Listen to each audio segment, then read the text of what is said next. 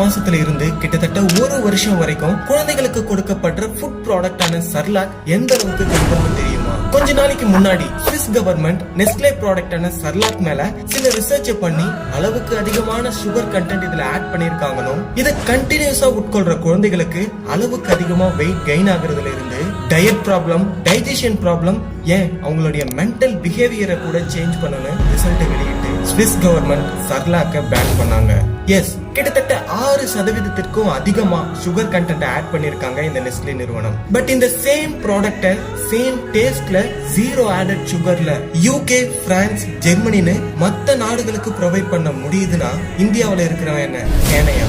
தங்களுடைய சுய லாபத்துக்காக குழந்தைகளுடைய ஹெல்த் கான்சியஸ்ல விளையாடுற இந்த நெஸ்லே ப்ராடக்ட் பத்தி நீங்க என்ன நினைக்கிறீங்கன்னு உங்களுடைய கருத்துக்களை கமெண்ட்ல சொல்லுங்க. அண்ட் இந்த வீடியோவை உங்க ஃப்ரெண்ட்ஸ் அண்ட் ஃபேமிலிக்கு ஷேர் பண்ணி அவேர்னஸ் கிரியேட் பண்ணுங்க. தேங்க்யூ.